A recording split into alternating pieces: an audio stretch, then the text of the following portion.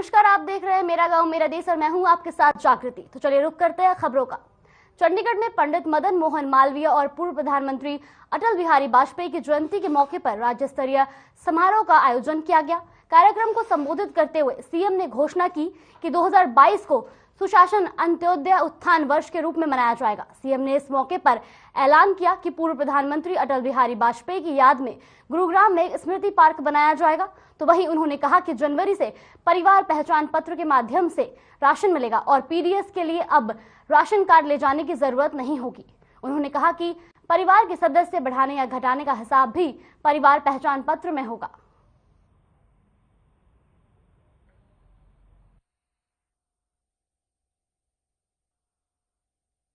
अटल जी की स्मृति में गुरुग्राम में एक पार्क, अब उसकी योजना भी बनाएंगे कि वो 2 एकड़ 4 एकड़ 5 एकड़ कितने बनाना है, लेकिन उनकी स्मृति में एक अच्छा एक स्मृति केंद्र ऐसा बने ताकि हम टेक्नोलॉजी के माध्यम से भी उनकी आइडियोलॉजी का प्रचार प्रसार करते हुए लोगों को उनके विचारों से हम अवगत करा सकें।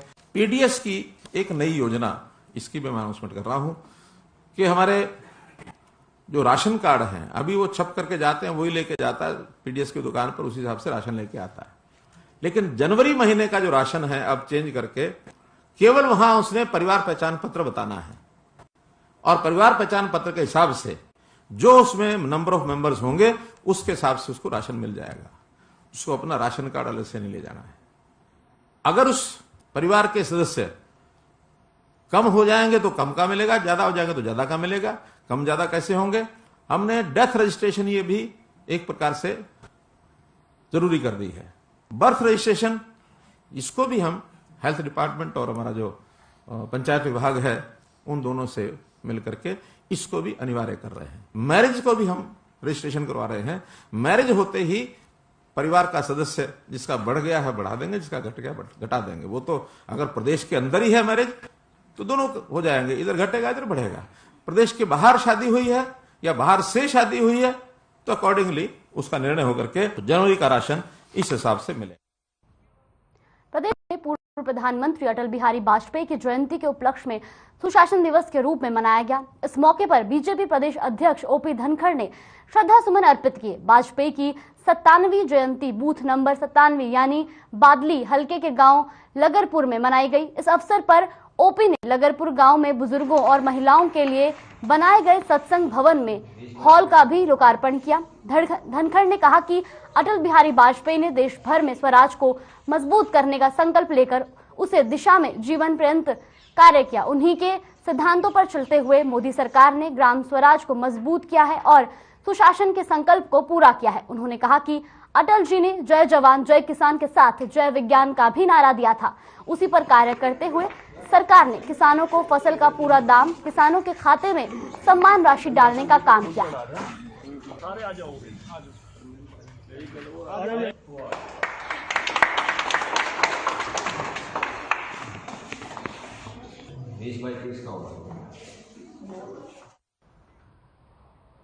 वहीं यमुनानगर पहुंचे हरियाणा के खेल मंत्री संदीप सिंह ने पूर्व प्रधानमंत्री अटल बिहारी वाजपेयी के जन्म दिवस पर आयोजित सुशासन दिवस समारोह की अध्यक्षता की। इस मौके पर उन्होंने इलाके के 20 लोगों को उनकी जमीन के मालिकाना हक के दस्तावेज सौंपे। अपने संबोधन में खेल मंत्री ने कहा कि पूर्व प्रधानमंत्री अटल बिहारी वाजपेयी का सपना था कि गांव तक सुविधाएं पहुंचे और उसी दिशा में प्रधानमंत्री ग्राम सड़क योजना की शुरुआत हुई और आज सभी गाँव तक सड़कों की व्यवस्था है। इसी के साथ उन्होंने कहा कि प्रदेश सरकार ने खेल के क्षेत्र में काफी काम किया है। उन्होंने बताया कि 2005 से 2014 तक 40 करोड़ के कैश अवार्ड खिलाड़ियों को दिए गए, जबकि 2014 से अभी तक इस सरकार में 250 करोड़ से ज्यादा के कैश अवार्ड दिए गए। इस बार के टोक्यो ओलंपिक अवार्ड में भी 70 करोड़ के कैश अवार्ड दिए गए हैं।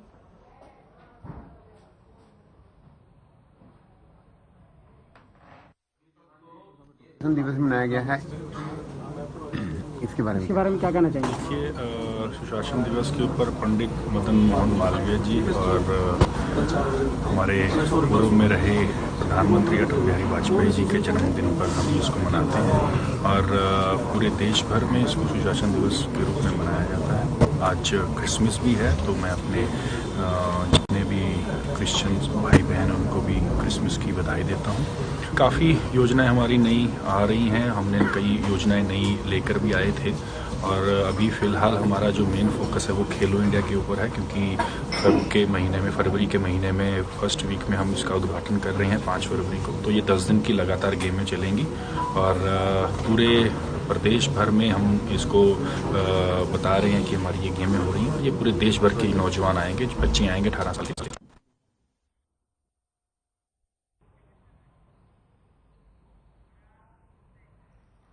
वहीं चरखी दादरी के लघु सचिवालय परिसर में सुशासन दिवस पर जिला स्तरीय कार्यक्रम का आयोजन किया गया। इस अवसर पर विधायक कमल गुप्ता मुख्य अतिथि के रूप में शामिल हुए। इस अवसर पर मुख्यमंत्री मनोहर लाल ने संबोधन भी प्रसारित किया गया। मीडिया को संबोधित करते हुए विधायक कमल गुप्ता ने बताया कि प्रधानमंत्री नरेंद्र मोदी के नेतृत्व में मुख्यमंत्री मनोहर लाल की ओर से सभी वर्गों को ध्यान में रखते हुए अनेक जन कल्याणकारी योजनाएं चलाई जा रही हैं। मुख्यमंत्री की ओर से वैक्सीनेशन अभियान के लिए दादरी जिले को अवार्ड से सम्मानित भी किया गया।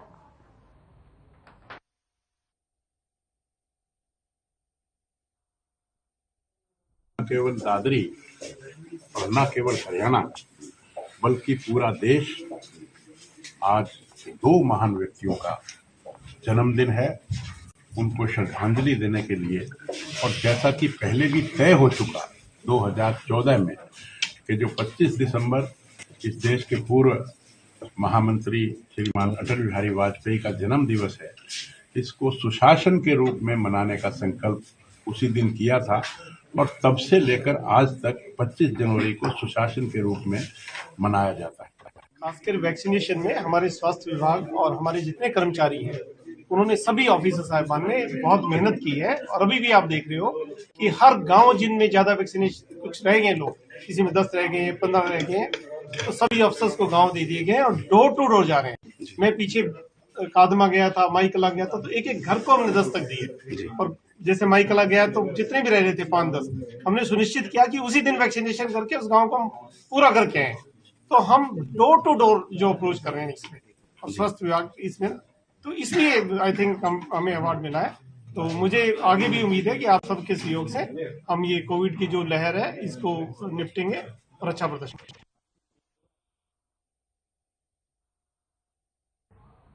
पृथला में पंडित मदन मोहन मालवीय और अटल बिहारी वाजपेयी की जयंती के मौके पर कंबल वितरण समारोह का आयोजन किया, जिसमें पृथला से विधायक और हरियाणा वेयर हाउस के चेयरमैन नयन पाल रावत ने शिरकत की। अपने संबोधन में नयन पाल रावत ने पूर्व की हुडा सरकार पर निशाना साधते हुए कहा कि कांग्रेस के वक्त में मंडी की तरह नौकरियों के लिए बोली लगती थी, लेकिन मौजूदा सरकार में न तो किसी मंत्री और न ही किसी विधायक की हिम्मत है जो पैसे लेकर नौकरी लगवा दे। बीजेपी सरकार पूरी तरह से पारदर्शिता के साथ काम कर रही है।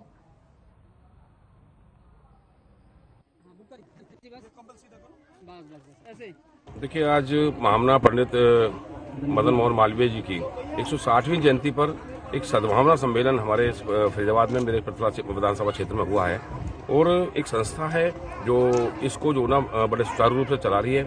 इनका उद्देश्य केवल यही है कि सद्भावना सर्व व्यक्ति के प्रति सद्भावना हो, समरसता हो। जिस प्रकार से पार्टी हमारी जो ना समरसता के उस पर चल रही है रास्ते पर, उसी प्रकार से ये लोग भी चाहते हैं कि सबका मिलन हो, सब साथ हों और हर व्यक्ति को कहीं ना कहीं आज बहुत सारे कंबल वितरण भी इन्होंने जो ना किए हैं गरीबों को।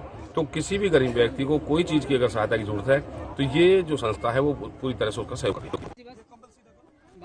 ऐसे इधर देखो जी, हाँ जी।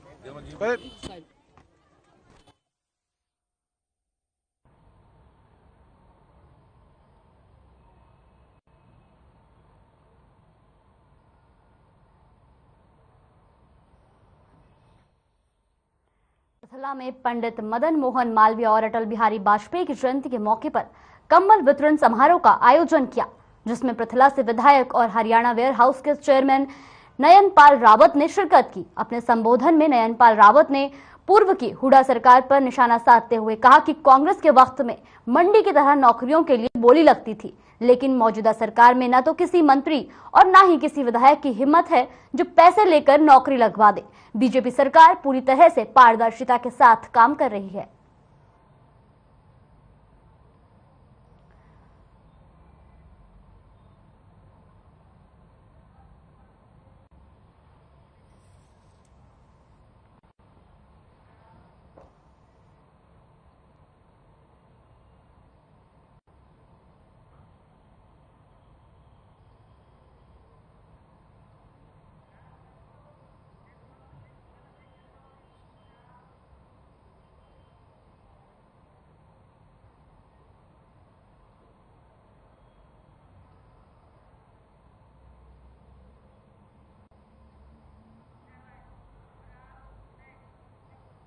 वहीं Faridabad state agent welfare association ने गुरु गोविंद सिंह जी के शहजादों के शहादत दिवस और सुशासन दिवस के उपलक्ष्य में कार्यक्रम का आयोजन किया गया, जिसमें मुख्य अतिथि के रूप में केंद्रीय राज्य मंत्री कृष्णपाल गुर्जर और विधायक नरेंद्र गुप्ता पहुंचे। इस अवसर पर एसोसिएशन की तरफ से रक्तदान और स्वास्थ्य जांच शिविर का आयोजन किया गया।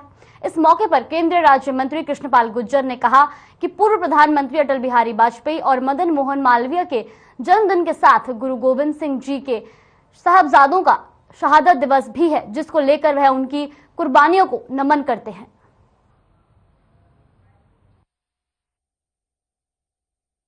देखिए, आज फरीदाबाद के जितने प्रॉपर्टी के कंसल्टेंट हैं, उन्होंने यहाँ पर भारत रत्न अटल बिहारी वाजपेयी जी का आज जन्म दिवस पूरे देश में सुशासन दिवस के रूप में मनाया जा रहा है। उसमें सभी सेवा के कार्यक्रम आज पूरे देश में, पूरी संस्थाएं, धार्मिक, सामाजिक, राजनीतिक, तमाम आज उनके जन्मदिन पर सेवा के कार्यक्रम कर रही हैं। तो फरीदाबाद के जो प्रॉपर्टी के कंसल्टेंट हैं, उन सब ने भी यहाँ पर ब्लड डोनेशन कैंप, रक्तदान का कार्यक्रम और साथ में स्वास्थ्य जांच शिविर का कार्यक्रम यहाँ पर। देश प्रदेश में ओमिक्रॉन के लगातार बढ़ते मामले के चलते सरकार और प्रशासन सतर्क हुआ, जिसके चलते स्वास्थ्य मंत्री कहा कोरोना का नया वेरिएंट ओमिक्रॉन विश्व में बड़ी तेजी से फैलता जा रहा है, जिससे बचाव के लिए समय रहते कदम उठाने की आवश्यकता है। स्वास्थ्य मंत्री श्री अनिल विज ने कहा कि कोरोना के नए वेरिएंट ओमिक्रॉन के तेजी से फैलने के मद्देनजर राज्य सरकार ने निर्णय लिया है कि 1 जनवरी 2022 के बाद जिस पात्र व्यक्ति को कोविड के दोनों टीके नहीं लगे होंगे, उसे किसी भी सार्वजनिक स्थान पर जाने की इजाजत नहीं दी जाएगी। इसकी बाकायदा चेकिंग की जाएगी और अगर कोई इसकी उल्लंघना करेगा तो कानून के तहत उसके खिलाफ कार्रवाई की जाएगी।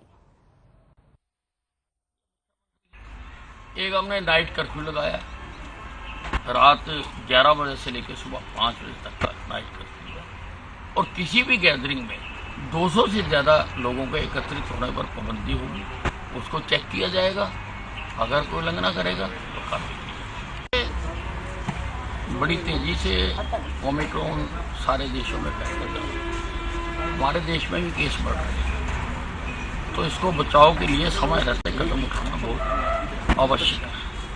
इसलिए एक तो हमने कहा है कि 1 जनवरी के बाद जिसके दोनों टीके नहीं लगे हुए होंगे उसको किसी भी सार्वजनिक स्थान पर जाने की इजाजत नहीं है। बाकायदा इसकी चेकिंग की जाएगी और अगर कोई इसकी उल्लंघना करेगा तो इसको कानून के तहत उसके खिलाफ कार्रवाई।